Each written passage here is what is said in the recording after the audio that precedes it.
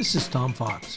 Welcome to a special 5-part podcast series on the fight to secure supply chains through cross-industry innovation. This podcast series is sponsored by Exiger. In this series, we will explore the ongoing efforts of Exiger to lead the discussion and enhancement of supply chain risk management. First, a word about Exiger's Supply Chain Explorer.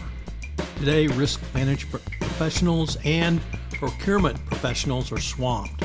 A new artificial intelligence risk detection tool is helping Fortune 500 companies and government agencies surface, understand, and mitigate critical threats to their third-party and supplier networks literally within hours. Introducing Supply Chain Explorer, a groundbreaking AI platform developed by Exiger, a leading global risk and compliance SaaS company. Exiger Supply Chain Explorer is a next-generation platform built on award-winning AI that delivers instantaneous transparency, allowing you to meet the urgent imperative to protect global supply chains from sanctions, ESG, and cyber risk at unprecedented speed and scale. With single-click supply chain detection, high-level due diligence, and risk analysis, everyone can now join the fight to secure our global supply chains. For the first time, you can even spot potential disruptions before they impact your supply chain. Check out Exiger's Supply Chain Explorer. In this episode 3, we discuss supply chain issues and information and communications technology with Skyler and Andrew Lehmann.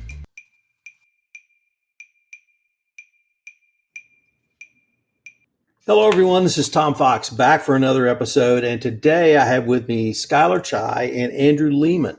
And we're going to take a look at supply chain risk issues in the information and communications technology and telecommunications space. So, gentlemen, first of all, welcome and thank you both so much for taking the time to visit with me today. Thanks for having us, Tom. Thank you.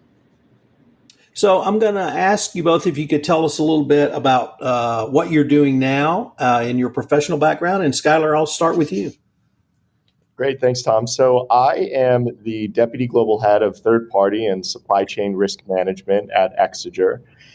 My primary role is aligned to the strategic focus of our firm, which is to make the world a safer place to do business. On a daily basis, we help the largest governments in the world and some of the largest institutions with revenues the size of some small governments, harden their not only supply chains, but vendor ecosystems so that indeed we do make the world a safer place to do business. Andrew? Thanks, Tom. Yeah, I'm Andrew Lehmann. I'm an associate director at Exiger. I have several years of background in investigations and due diligence. And more recently at Exiger, I've been serving as an account manager, serving our clients for our supply chain risk and third-party risk management services. So one of the things that really intrigued me about this subject matter and why I was so excited to visit with you all is that this particular profession or discipline or industry really has a dual challenge because anyone who thinks about ICT or telecom obviously thinks about hardware, but they also think about software. So Andrew, if maybe I could start with you on an overview or 30,000 foot level, what are some of the key risks that you see? Or maybe the question is, what kinds of conversations are you having with clients now about the risks in this environment as we were recording this in May 2022? Yeah, that is a great point about the dual challenge. And I'd say it's by no means unique to this particular industry, but it's definitely something that I think companies that operate in the IT or telecom space are sensing more acutely than companies may in other industries. And that's largely due to their business involving so much storage of sensitive customer data and facilitating the transmission of that data all over the world. There's a lot of attack vectors, if you will, on the infrastructure that they're setting up and supporting. I mean, the industry as a whole, they have to contend with multiple types of third-party and supply chain risk. At one level, speaking just from the U.S. national security perspective, these companies, they have to make efforts to assess and monitor for their exposure to espionage, sabotage, or other interference efforts from adversarial nations. which of course has informed many of the supply chain related regulatory developments during the course of the current and previous administrations. This includes outright bans on certain Chinese telecom firms from operating in the U.S. at all, to efforts to at least deter the use of certain Chinese-made telecom equipment. And it's not just theoretical either. We've seen reporting over just a few years that has revealed, at the behest of Chinese intelligence services, there have been Chinese subcontractors that have actually planted malicious chips onto equipment like server motherboards that were ultimately used by a U.S. telecom firm. Andrew, that is such an interesting area of exploration that you bring up, and really, in my mind, has recently evolved over the past 4 to 5 years, or at least now we're looking into this. I believe the example that you're referencing is in roughly 2018, Amazon was evaluating a potential acquisition to help with the expansion of their video service. And they had found in that small telecommunications startup, that acquisition, and this is so unbelievably fascinating to me, that China had injected their wares into the supply chain, and it actually embedded a chip, right? If I remember correctly, Andrew, embedded a chip, a tiny little rice-sized grain, into the telecommunications server. And the only way that Amazon really figured this out was they tore apart that logic bearing system down to the surface level of the PCB boards, the literal chip boards, and put them under microscopes and compared them to blueprints and said, that's not supposed to be there.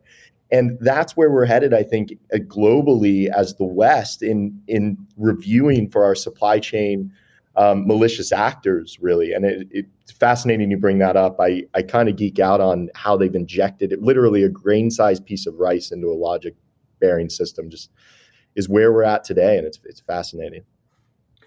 And Andrew, if I could add, that was the basis of the North Korean hack of the Bangladesh central bank using SWIFT codes to steal. They tried to steal over 800 billion. They only got away with, I think, 150, not billion, 800 million. They only got away with 150 million. But that type of attack is something we have seen, as Skyler noted, in the past from state actors. So how do you help a client really, or how do you counsel them on preventing or detecting attacks from state actors in that situation? Yeah, there's a couple different ways of going about this. And I think one of the most important starting places is really getting a handle on whether or not you have an over-reliance in your supply chain concentrated in one geographic area or perhaps one country in particular. And not just that, but you might have an over-reliance on a single supplier, just one company, one manufacturing facility in one country that is specialized into producing equipment to your specifications, whether it's a PCB or another semiconductor type chip. And one of the ways that we approach that is that we want to take a look at who are all of your direct suppliers, and then let's go a few levels deeper and learn more about their entire supply chain and find out how much of that is based in one country, let's say, for example, China. By and large, we're seeing that China dominates a lot of the spaces for some critical equipment that companies in this industry are using, right? If you look at, as an example, printed circuit boards, they're really the building blocks of our modern electronic devices, right? 90% of the manufacturing facilities for PCBs are in Asia, and primarily East Asia.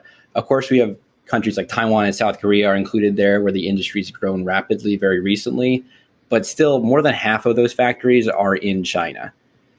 So you're seeing a lot of risk just in terms of that geographic concentration there. And once you see that, you know that there are increased vectors for an adversarial nation like China to perhaps influence the operations of subcontractors or companies operating factories in that location.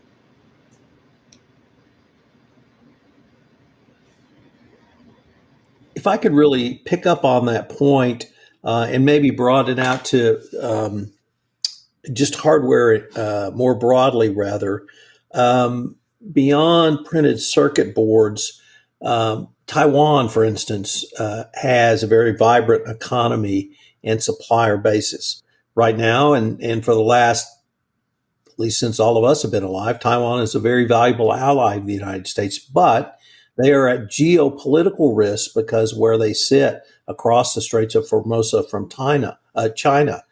So how do you help a company to think through risks involving allies and longtime allies that may disrupt the supply chain or in other ways cause disruptions?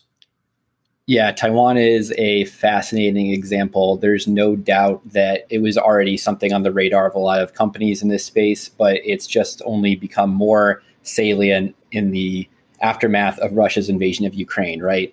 As soon as that happened, everyone starts thinking ahead. Well, we've already been worrying about China's designs on Taiwan, which are well known. And now we have to think, well, this is happening in real life in front of our eyes with Russia and Ukraine. Could this happen sooner than we think with China and Taiwan? And that's obviously something that could cause a massive disruption to critical supplies for a lot of U.S. and Western companies, right?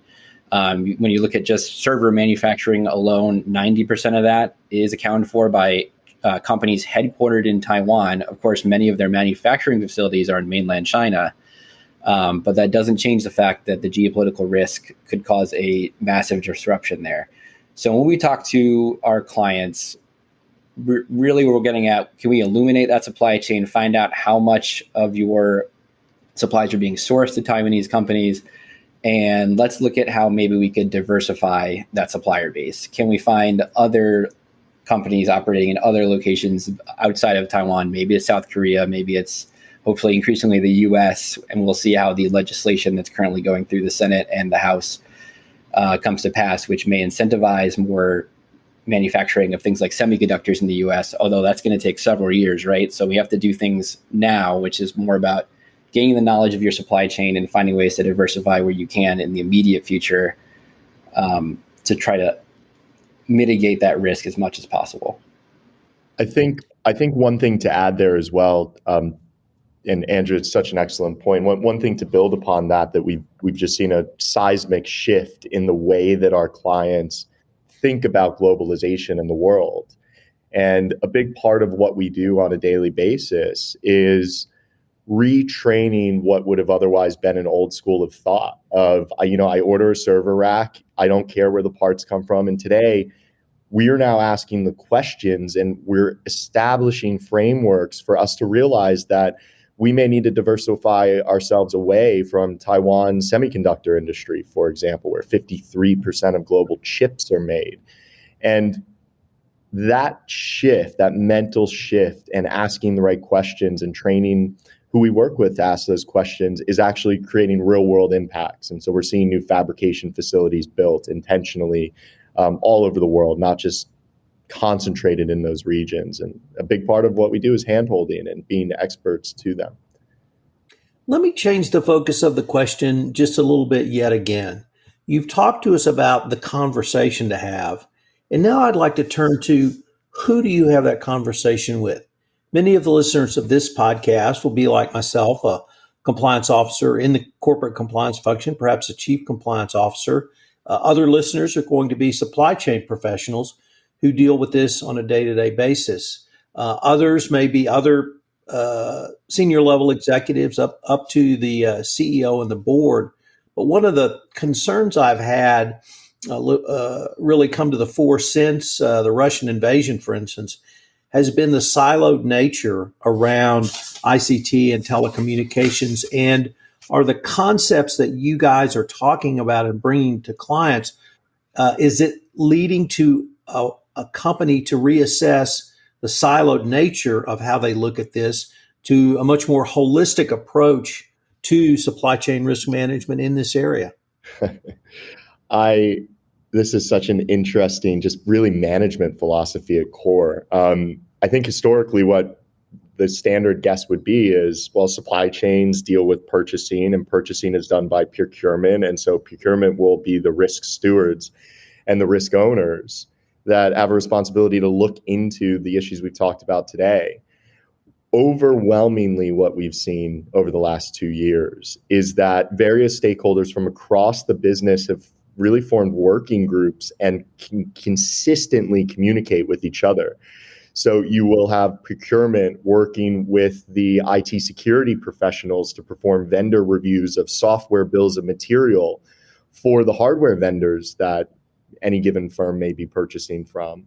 And what we've also seen is an evolution of the board wishing to protect shareholder value against those working groups. And so they've also stepped in. And so while it would be easy to point at any one given person within a firm, what we've absolutely seen is that it is a collective group effort across some of the world's largest enterprises working together as we should, with that background subject matter expertise of IT security, of procurement, of even diversity and inclusivity with the vendors that we're buying from outside of risk.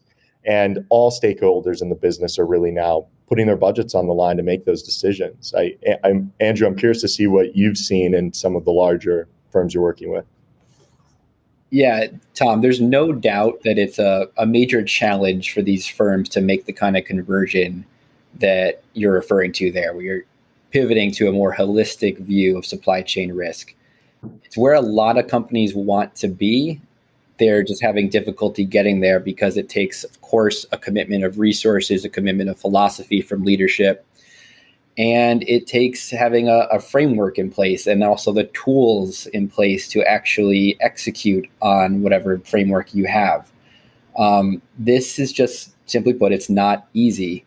And I think that a lot of firms they're making progress in this regard.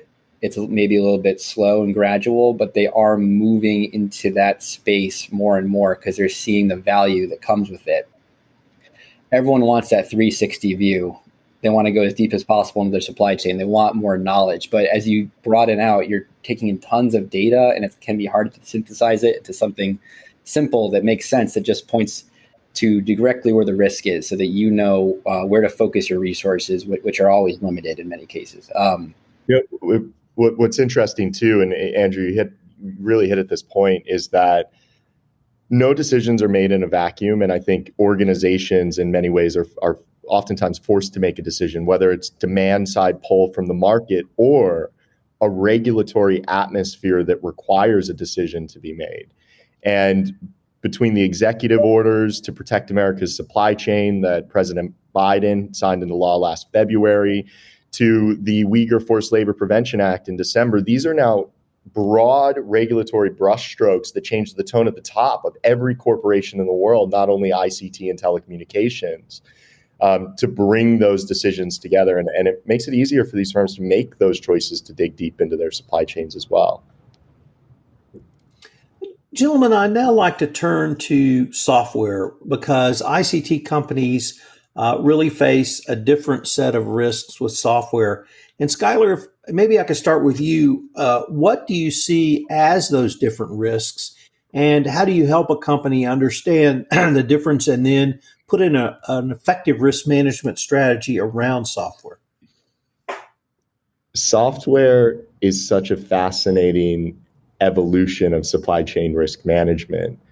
Software is difficult. There are no tangible fingerprints of a software bills of material, for example, that we can identify in the same way that when a shipment is made into a country, we see the goods cross borders. And so there's a different way of thinking about supply chains. We have to identify inside of enormous data volumes what we can use to risk rate supply chain vendors. And a cool area of exploration today is that we are data mining LinkedIn and Indeed and Monster.com, for example, to see software bills of material for any software provider. We can see through employees posting what they use to create certain software. So 4 months ago, for example, the Apache Software Foundation maintains a coding library called Log4J. And Log4J effectively, whenever a user performs an action in a piece of software, it records the user's action. And there was a remote exploitation vulnerability, one of the largest we've seen in the last 10 years, that allowed anybody to really take control of a piece of software using an exploitation in Log4J. And the question then became, well, how are we exposed to those risks? How do we mitigate against those risks? How do we find those risks? We don't have ship manifests. We don't have bills of lading. And today what we're providing for, really the market is providing for, is identification of the fingerprints when issues like Log4j are known to see where in our supply chains we may be exposed. Monitoring for those risks against who may be the most critical in supply chains, and then ultimately metricizing where you may be most exposed across your enterprise. For example, you have one vendor that has several of those Log4j types or SolarWinds issues embedded into them. So between risk stratification and leveraging documents that we never before have leveraged before to illuminate supply chains, we're able to give a much more literal sight picture of what software vulnerabilities may look like. And then we enrich that data with other best-in-class firm information that digs deep into supply chain, not only supply chain vulnerabilities, but cyber vulnerabilities. Like, do software vendors have login pages that you can brute force with a bot network without a CAPTCHA, for example? And so we need to think about this landscape and these threat vectors and attack surfaces while also providing really actionable intelligence. We can't overwhelm people with data, so you need a single pane of glass view to receive those risks and identify those risks and investigate them. With look, can I focus on the Apache Log4j incident for a little bit longer, Skyler? Maybe a couple hours for that one. Well, what I really wanted to focus on was not so much the downstream effects, but how companies which had availed themselves of this open source software were put at risk as well. Does that mean if I've been in business for 20 years and I'm in the oilfield service business, I've got some code that reads some product or oil downhole. It's open sourced. It's been built and improved, and we're now one of the top sellers of this software, that we literally have to go back to every open source that we have used? Or did I misconstrue that? No, you're exactly right, and I think this is a challenge in the industry today. Talking more specifically about the Log4j issue, not only is it open source, and it was a very simple library that is used in hundreds of thousands of really software globally. But one of the issues there was, not only is it open source, not only did any given company build their software not maintaining that source code, but the vendor that maintains the library, I actually researched this. There was a comment on the vendor's message board that said, hey, can we put this feature in the product? And 3 months later, the developer said, yeah, hey, it's in the product, without any public comment period, without any review of the downstream effects of that software change. And because companies have taken for granted these open source libraries, they didn't think to look at what a potential version update of Log4j would do to their software. It's all taken for granted today, and people really aren't looking at it. I don't know if companies can avail themselves of those risks because these open source libraries today are so ubiquitous in software development. We need rigid structures now around open source to ensure that the risks don't evolve into Log4 shell. Gentlemen, we've talked about not the what or how you communicate these risk and risk management strategies, and we talked about the who. I'd now like to focus specifically on the boards of directors. And how do you help a board understand not these risks, but really the board role and oversight?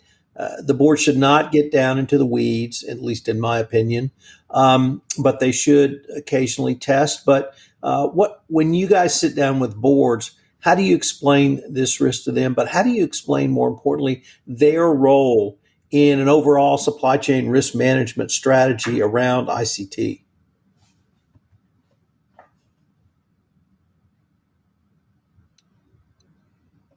I think that the board's role, and Andrew, if you don't mind me taking this one, the board's role, well, boards have a lot of roles, but I think one of the roles is to set the tone at the top of any given organization. And you need to align the shareholders' values, and the board arguably does that to the strategic vision of any given enterprise. But when we work with boards, we need to provide that management information that's tangible, to your point, without getting too far in the weeds. But most importantly, the lack of risk detection of any given enterprise's supply chains, whether it's commerce or software, we need to prove out the adverse bottom line impacts that if the board doesn't set the tone at the top, if they don't prioritize the governance framework of the firms that they oversee or enable management to do that, the real world risks of what that means to them. And we've talked about a lot of those today. And so part of our job when we work with boards is not, you have this vendor with this supply chain and specific risks. It's, hey, Amazon bought a server that was infiltrated by the CCP. Log4j is ubiquitous in your software development. Here are some risks and critical vulnerabilities and exploitations against them. And here's the billions of dollars that firms lose regularly because they refuse to take action. And once we align, I think, the strategic goals of a board against the bottom line, they're almost always bought in. Gentlemen, we are near the end of our time for this episode, but I was wondering if our listeners wanted any more information on yourselves, any of the topics we've touched upon in this podcast, or Exiger in general. What would be the best way for them to find out? I think anybody can head over to Exiger.com. They can also shoot both Andrew and I an email. We have profiles on the website to contact us directly, and we're very approachable and oftentimes open to conversations with anybody that may want to have them with us outside of business. Andrew and I always like to geek out a lot about ICT and telecommunications and just supply chains in general. Well, gentlemen, as I said, I gauge a podcast success on how much I learned and how much fun I had, and you guys hit both. If our listeners really want to geek out, these guys can do it, but they can geek out a way that they can take the step back and really give you a 30,000 foot view to help you understand what can be perceived as a highly technical supply chain risk area. So I wanted to thank you both for taking the time to visit with me, and I look forward to continuing this conversation. Thank you, Tom. Really enjoyed being on with you today. Appreciate it. Thanks, Tom.